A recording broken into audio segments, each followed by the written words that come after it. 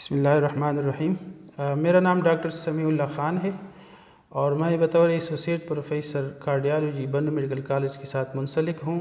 میری clinical practice جو ہے وہ ڈی ایچ کیو ہاسپٹل بنو میں ہے اور میں پچھلے 12-13 سال سے ہارٹ کی کارڈیوواسکولر ڈیزیزز پہ کام کر رہا ہوں۔ دل کی بیماریوں کی اہمیت کی 2-3 وجوہات ہے۔ سب سے پہلی امراض موت کی شرح ہے۔ دنیا بھر میں WHO کی اسٹیٹسٹک کے مطابق دنیا بھر میں جو امراض اگر ٹوٹل اموات لے لیں تو ان میں سے تقریباً 32% جو پرسنٹیج ہے، جو مارٹیلٹی ہے، وہ کارڈیوواسکولر ڈیتھ ہے، اور ان میں سے بھی تقریباً 85% ڈیتھ ہارٹ اٹیک کی وجہ سے ہو رہے ہیں۔ دوسری وجہ یہ ہے اس کی اہمیت کا کہ یہ پریونٹیبل ڈیزیز ہے۔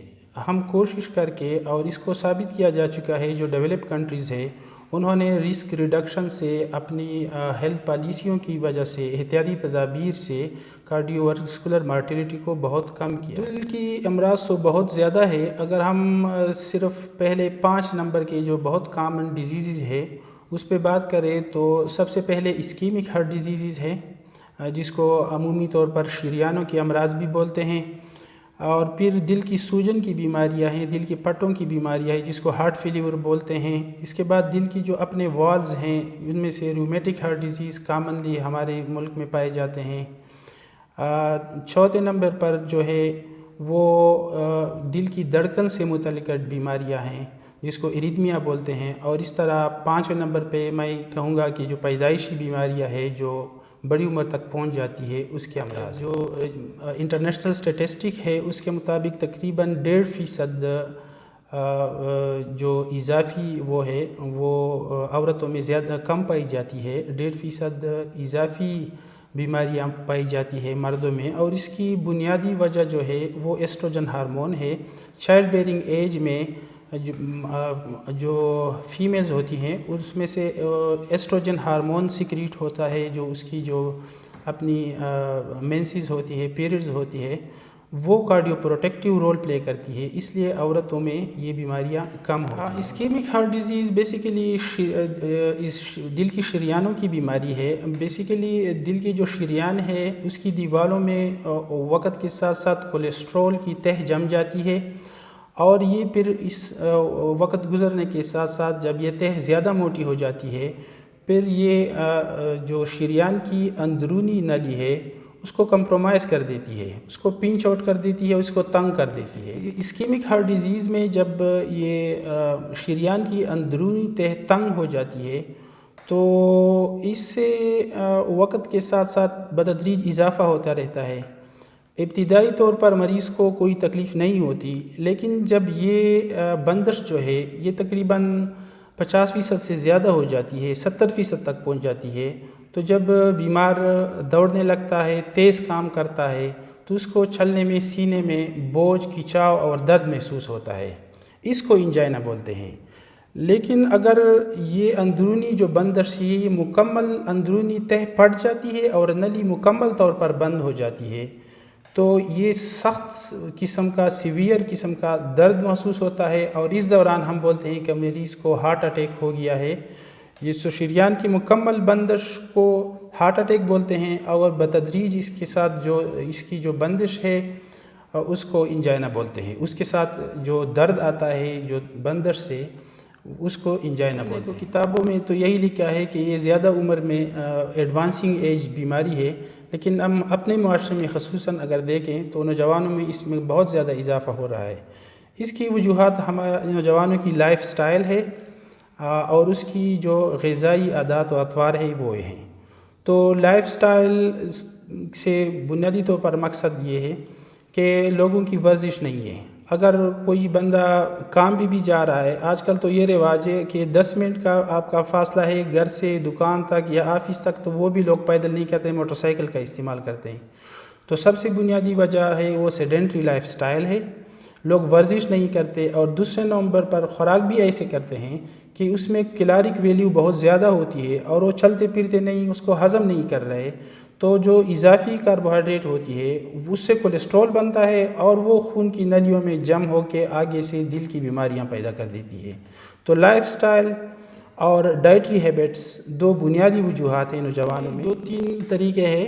اگر ایک عام آدمی کو چاہیے کہ مطلب تقریباً ہر 3 سے 5 سال میں وہ اپنی کارڈیوواسکولر اسیسمنٹ کرے، رسک اسیسمنٹ کر لے۔ اس کے لیے یہاں پر ہم ڈاکٹر بیٹھے ہوئے ہیں، ڈی ایچ کیو ہاسپٹل میں ہماری او پی ڈیز ہوتی ہیں، وہ آئے اپنا چیک اپ کرے، بلڈ پریشر چیک کرے، اپنا وزن چیک کرے، بی ایم آئی چیک کرتے ہیں، ہم اس کی ویسٹ سرکمفرنس دیکھتے ہیں، تو اس سے اس کی رسک فیکٹر کا ہم اس سے پوچھتے ہیں کہ اس کا یہ بیماری تو کوئی خاندانی تو نہیں ہے، اس کی کتنے ایکسپوجر ہے، کتنے % چانسز ہے۔ تو اس طرح ہم ایک تو یہ طریقہ ہے کہ وہ چیک اپ کرے ڈاکٹر سے۔ دوسری طریقہ یہ ہے کہ آج کل تو آن لائن سسٹم میں گوگل پہ آپ سب کچھ چیک کر سکتے ہیں۔ ایک کیلکولیٹر آن لائن فری مل رہا ہے، سی وی ڈی چیک۔ اگر آپ سی وی ڈی چیک دیتے ہیں تو آپ کو ایک کیلکولیٹر آ جائے گا، اس میں سے آپ نے ایک کولیسٹرول اور بلڈ پریشر اور باقی آپ کا جو بنیادی ڈیٹا ہے وہ آپ سے پوچھے گا کہ آپ میل ہے، فیمیل ہے، آپ کی کولیسٹرول کتنی ہے، آپ کا بلڈ پریشر کتنا تھا، یہ چیزیں ڈال کے وہ آپ کو پھر ایگزیکٹلی اگلے 5 سالوں کا جو رسک ہے وہ بتا دیتا ہے کہ اگر آپ کا رسک 10% سے کم ہے تو اس کا مطلب ہے کہ آپ کو لو رسک ہے، اگر 10 سے 15% رسک ہے تو اس کا مطلب ہے کہ آپ کا ماڈریٹ رسک ہے، لیکن اگر آپ کا رسک 15% سے زیادہ ہے تو آپ کو ضرور ڈاکٹر کے پاس جانا چاہیے۔ فار ایگزامپل 15% سے زیادہ رسک کا مطلب یہ ہے کہ تقریباً ایسے لوگوں میں سے 7 میں سے 1 آدمی کو ضرور اگلے 5 سالوں میں دل کی کوئی نہ کوئی مرض آنے والی ہوتی ہے۔ تو یہ مختلف طریقے ہیں، اس میں ہم رسک اسیسمنٹ کرتے ہیں اور پھر اس سے پریڈکشن ہوتی ہے کہ کس مریض کو کتنا خطرہ۔ سٹریس آج کل معاشرے میں بہت زیادہ ہے، اور سٹریس جو ہے بیسیکلی کارٹیسول سٹریس ہارمون ہے، تو یہ ڈائریکٹلی تو بیماریاں پیدا نہیں کرتی، لیکن کارٹیسول ہارمون ریلیز ہو کے یہ پھر بلڈ شوگر کو زیادہ کرتے ہیں، کولیسٹرول کو انکریز کر لیتے ہیں، اور اس طرح یہ سیکنڈری ایفیکٹ کر کے دل کی بیماریوں کی موجب بن رہی ہے۔ اس طرح یہ اس سے سسٹالک بلڈ پریشر بھی بڑھنے کا خطرہ ہوتا ہے۔ تو یہ کمبائن ایفیکٹ سٹریس جو ہے ایز اے رسک فیکٹر ہے آج کل کورونری آرٹری ڈیزیز کے لیے۔ بلڈ پریشر دنیا بھر میں جو رسک فیکٹر ہوتے ہیں دل کے، ان میں سے سب سے کامن رسک فیکٹر جو ہے وہ بلڈ پریشر ہے۔ بلڈ پریشر ایک WHO اسٹیٹسٹک کے مطابق اگر ایک بندہ بلڈ پریشر کو صحیح کنٹرول کر رہا ہے تو وہ آنے والے وقت میں اپنے ہارٹ اٹیک چانس کو 25% تک ڈکریز کر رہا ہے۔ اس طرح وہ سٹروک پریونشن کو تقریباً 35 سے 40% تک سٹروک پریونشن کر سکتا ہے صحیح ٹائٹ بلڈ پریشر کنٹرول سے، اور اس طرح ہارٹ فیلیور کو تقریباً 50% تک روکا جا سکتا ہے اگر آپ بلڈ پریشر کو صحیح طور پر کنٹرول کریں۔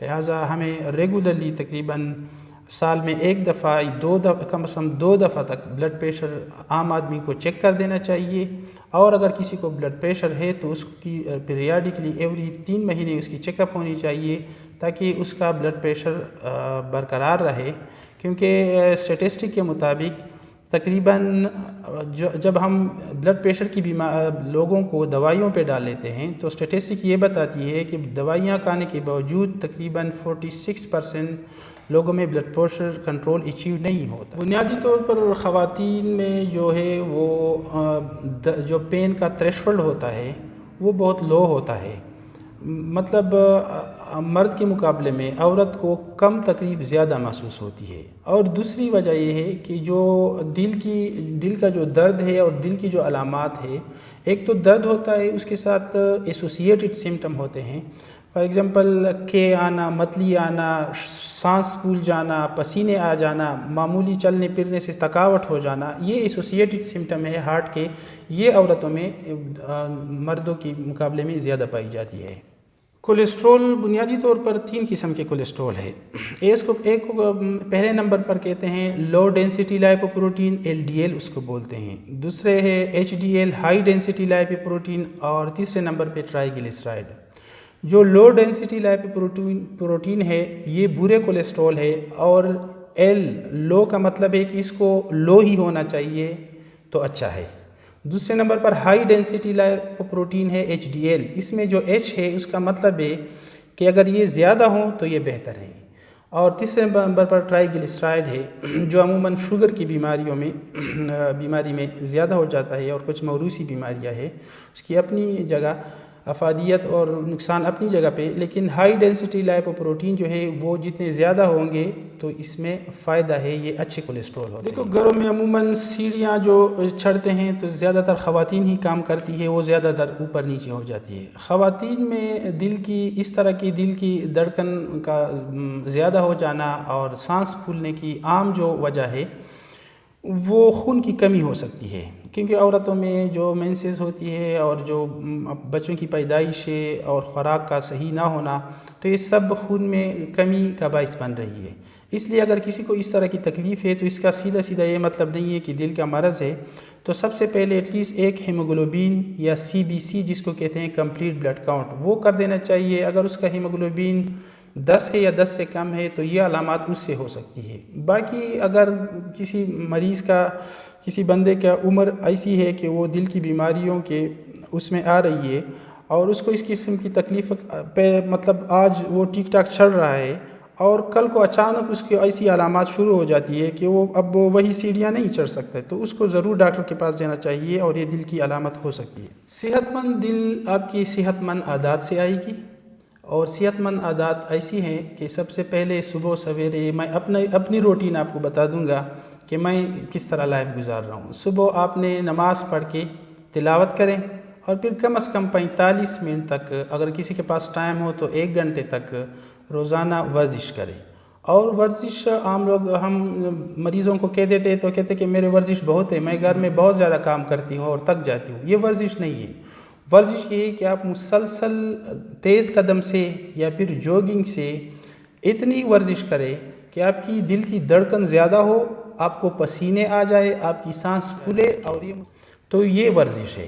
تو سب سے پہلے ورزش، اور دوسرے نمبر پر صحت مند غذائی عادات، جس میں سے یہ ہے کہ آپ کولیسٹرول چکنائی والی خوراک کم کر دے یا ختم کر دے جتنا آپ کم کر سکتے ہیں. میٹھا نہ کھائیں یا بہت ہی کم کھائیں. ہم کہتے ہیں کہ 6 کو کنٹرول کرو، چکنائی کو، چاول کو، چینی کو، ان چیزوں کو ختم کریں یا بالکل ہی کنٹرول کریں. نمک کم کھائیں پوری خوراک میں. تو یہ اگر آپ اس طرح جو جنک فوڈ ہے، جو بیوریجز ہے، کینز فوڈ ہے، یا جو کولڈ ڈرنکس ہے، جوسز ہے، اس کو ڈسکریج کریں.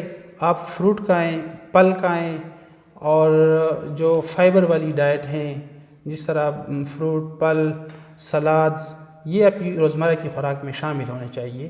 تو اس سے ہم اپنی دل کی بیماریوں کو کم کر سکتے ہیں.